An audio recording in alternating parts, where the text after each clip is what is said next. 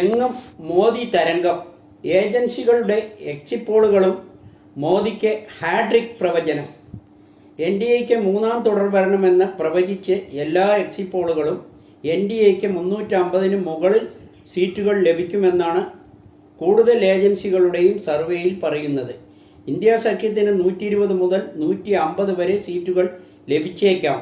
Keralam UDFിനൊപ്പം. BJP account തുറക്കുമെന്നുമാണ് വിവിധ survey വ്യക്തമാക്കുന്നത്. ഇടതുമുന്നണിക്ക് 4 seat വരെ ലഭിച്ചേക്കാമെന്നും പ്രവചനം.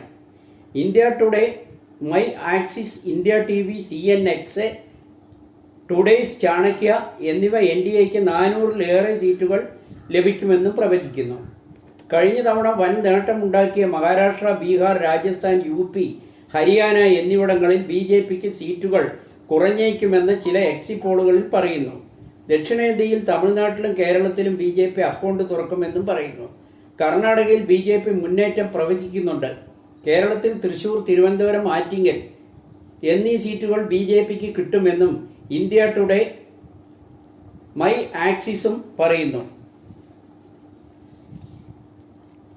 ആന്ധ്രയിൽ TDP BJP സഖ്യത്തിന് മുന്നേറ്റം ഉണ്ടാകും. തെലങ്കാനയിൽ കോൺഗ്രസും BJPയും ഒപ്പത്തിനൊപ്പം. BRSന് തിരിച്ചടിയാകും. ഒഡീഷയിൽ BJD പിന്നിലാക്കിക്കൊണ്ട് BJP നേട്ടമുണ്ടാക്കുമെന്നാണ് പ്രവചനം. 3 സർവേകളിൽ ബംഗാളിൽ BJP വലിയ ഒറ്റക്കക്ഷിയാകും. CPM കോൺഗ്രസ് സഖ്യത്തിന് സീറ്റ് ലഭിക്കാനിടയില്ല. ഇന്ത്യ സഖ്യത്തിൻ്റെ പ്രവചനം 295 ആണ്. ചുരുങ്ങിയത് 295 സീറ്റ് നേടുമെന്ന് ഇന്ത്യ സഖ്യം ഇന്നലെ വിലയിരുത്തിയിരുന്നു. മല്ലികാർജുൻ ഖാർഗെയുടെ വസതിയിൽ ചേർന്ന യോഗത്തിലാണ് ഉറച്ച വിജയപ്രതീക്ഷ ഉണ്ടായത്. നേതാക്കൾ അവരവരുടെ കക്ഷികൾക്ക് ലഭിക്കേക്കാവുന്ന സീറ്റുകളുടെ എണ്ണം പങ്കുവെച്ചുകൊണ്ടാണ് ഇത്രയും സീറ്റ് കണ്ടെത്തിയത്. ഉറപ്പായും 100 സീറ്റ് കടക്കും കോൺഗ്രസിനെന്നും അവർ പ്രതീക്ഷിക്കുന്നു. എല്ലാ ഏജൻസികളുടെയും പ്രവചനം വിശ്വസിച്ചാൽ NDA ഭരണവിരുദ്ധ വികാരം കാര്യമായി ഏശിയില്ല. വിലക്കയറ്റവും തൊഴിലില്ലായ്മയും പ്രതിപക്ഷം പറയുന്ന ആരോപണങ്ങളും ജനങ്ങൾ തള്ളിക്കളഞ്ഞിരിക്കുന്നു. മോദിയുടെ ഈ ഭരണം തന്നെയാണ് രാജ്യത്തെ ജനങ്ങൾ ആഗ്രഹിക്കുന്നത് എന്ന് വ്യക്തമാക്കുന്നു. 370 എടുത്തുകളയുമെന്നും ജാതി സെൻസസ് പോലുള്ള വാഗ്ദാനങ്ങൾ നടത്തിയ ഇന്ത്യ മുന്നണിക്ക് തിരിച്ചടിയായി എന്ന് വേണം കരുതാൻ. ധ്യാനം പൂർത്തിയാക്കി പ്രധാനമന്ത്രി മടങ്ങി. കന്യാകുമാരിയിലെ വിവേകാനന്ദ പാറയിൽ 45 മണിക്കൂർ നീണ്ടുനിന്ന ധ്യാനം പൂർത്തിയാക്കി പ്രധാനമന്ത്രി നരേന്ദ്രമോദി ഡൽഹിയിലേക്ക് മടങ്ങി. ധ്യാനം പൂർത്തിയാക്കിയ ശേഷം തിരുവള്ളൂർ പ്രതിമയിൽ ആദരമർപ്പിച്ച് അതീവ സുരക്ഷയിലാണ് പ്രധാനമന്ത്രിയുടെ മടക്കം.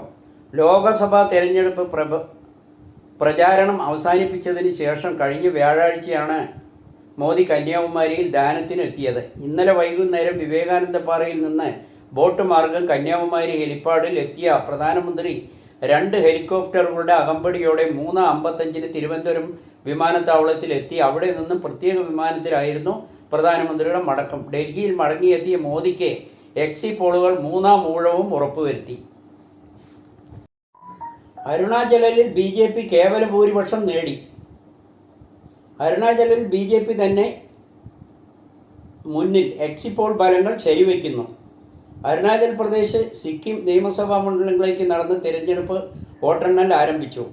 അരുണാചലിൽ 60 അംഗ നിയമസഭയിൽ മുഖ്യമന്ത്രി പ്രേമ ഖണ്ഡു, ഉപമുഖ്യമന്ത്രി ചൗന മേൻ അടക്കം BJPയുടെ 10 സ്ഥാനാർത്ഥികൾ നേരത്തെ എതിരില്ലാതെ തെരഞ്ഞെടുത്തിരുന്നു.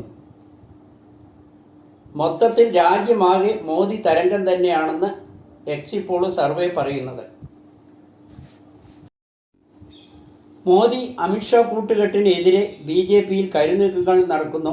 ജൂൺ 4-ന് ശേഷം ഭിന്നിപ്പ് സാധ്യതയെന്ന് രഹസ്യ വാർത്തകൾ. തെരഞ്ഞെടുപ്പ് ഫലം വന്നതിന് ശേഷം മോദി വീണ്ടും പ്രധാനമന്ത്രിയാകുന്നതിൽ പല സീനിയർ നേതാക്കൾക്കും അതൃപ്തിയുണ്ട്. പാർട്ടി തീരുമാനം നടപ്പിലാക്കി അദ്വാനി, ജോഷി എന്നിവരെ മാറ്റി നിർത്തിയ മാനദണ്ഡം മോദിക്കും ബാധകമാക്കണമെന്ന ആവശ്യം ഉയരുന്നു. UP മുഖ്യമന്ത്രി യോഗി ആദിത്യനാഥിൻ്റെയും നിതിൻ ഗഡ്കരിയുടെയും പേരുകളായിരുന്നു ദേശീയ BJP നേതൃത്വ ചർച്ചയിൽ ഉയർന്നു വന്നത്. നിതിൻ ഗഡ്കരിയെ തോൽപ്പിക്കാൻ മോദിയും അമിത്ഷായും ശ്രമിച്ചതായും ആരോപണമുണ്ട്. ദേവേന്ദ്ര ഫഡ്നാവിസ് ഇതിന് കൂട്ടുനിന്നതായും പറയുന്നു. ശിവസേന നേതാവ് സഞ്ജയ് റാവുത്താണ് ഇതെല്ലാം ആരോപിച്ചിരുന്നത്. എന്നാൽ ഇതെല്ലാം വെറും ഊഹാപോഹങ്ങളാണ് എന്നും പറയുന്നു. എന്നാൽ ഗഡ്കരിയും അമിത്ഷാ കൂട്ടുകെട്ടും തമ്മിൽ ആഭ്യന്തര മത്സരം നടക്കുന്നുണ്ടെന്ന് ചിലർ വിശ്വസിക്കുന്നു. തെരഞ്ഞെടുപ്പിന്റെ പ്രചാരണത്തിലെ പാർട്ടിയിൽ നിന്നും ഗഡ്കരിയെ ഒഴിവാക്കി. ഇതിനു മുൻപ് ഗഡ്കരിയെ പ്രധാന സ്ഥാനങ്ങളിൽ നിന്നും ഒഴിവാക്കിയിരുന്നു. കഴിഞ്ഞ കുറച്ചു കാലമായി മോദിയുടെ പ്രവർത്തന രീതിയിൽ RSSനും അതൃപ്തിയുണ്ട്. RSS ഗഡ്കരിയുടെ പേരിൽ പ്രത്യേക താൽപ്പര്യമുണ്ട്. ജൂൺ 4 ശേഷം ഒരു പിളർപ്പ് ഉണ്ടാകുമെന്ന് തന്നെയാണ് രഹസ്യ റിപ്പോർട്ടുകൾ വരുന്നത്. പ്രധാനമന്ത്രിയാകാൻ താൽപ്പര്യമില്ല.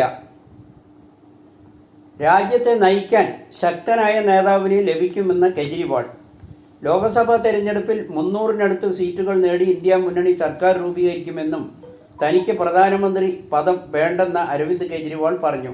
തെരഞ്ഞെടുപ്പിന് 22 സീറ്റ് മാത്രമാണ് ഞങ്ങൾ മത്സരിക്കുന്നതെന്നും ആര് പ്രധാനമന്ത്രിയാകുന്നതിനേക്കാൾ രാജ്യത്തെ ഏകാധിപത്യത്തിൽ നിന്ന് രക്ഷിക്കുകയാണ് ഇപ്പോഴത്തെ പ്രധാന ശ്രമമെന്ന് രാജ്യത്തെ നയിക്കാൻ ശക്തരായ നേതാവിനെ ലഭിക്കുമെന്നും കെജ്രിവാൾ വ്യക്തമാക്കി. 220 സീറ്റിലേക്ക് BJP ചുരുങ്ങുമെന്നും BJPയിൽ കടുത്ത ആഭ്യന്തര പ്രശ്നങ്ങൾ ഉണ്ടെന്നും 2 മാസത്തിനകം യോഗി ആദിത്യനാഥിന് UP മുഖ്യമന്ത്രി സ്ഥാനം നഷ്ടപ്പെടുമെന്നും അദ്ദേഹത്തെ മാറ്റുമെന്നും തെരഞ്ഞെടുപ്പ് ഫലത്തിന് ശേഷം BJPയിൽ പൊട്ടിത്തെറികൾ ഉണ്ടാകുമെന്നും കെജ്രിവാൾ സൂചന നൽകി.